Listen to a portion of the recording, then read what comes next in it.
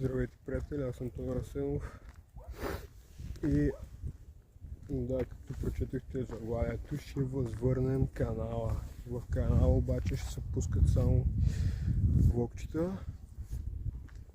Е така, дели влогчета, веднъж на един-два дена. Се стара да има клипове. Може би ще снимем малко напред и така нататък, ако решите ако искате да продължавам с това, което правим, ще помоля да се абонирате, напълно безплатно е, отнема горе-долу една секунда, нищо не ви коства, обаче адски много ми помагате така. Сменяме името на канала на Тодор Асенов, ще сменя там профил на моя филм и така нататък. И като цяло ще се радваме така да споделяме.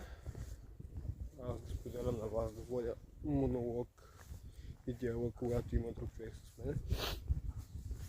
И ще правим видеа тип Диан Фрейзър. Обаче с по-малък бюджет, много ясно. Те първа, кога започнем. И като цяло да.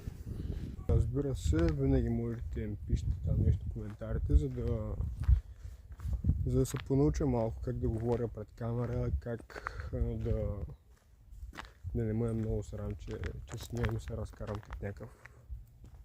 Сещате се какво. Аз съм сигурен, че с времето тези работи малко ще намалеят. Също ще намалеят този срам и така нататък. Но обаче няма проблем. Ще го правим. Утре ще има влогче. Да, утре ще има влогче такова, където се разкарваме малко, защото трябва да отида до Първомай. Там да свърша някои неща. Утре ще ви разказвам като цяло. И общо взето е това, поне за сега. И пак повтарям, ако ви харесват тези работи, които ще правя, можете винаги да се абонирате, да цепите камбанката и общо взето е това.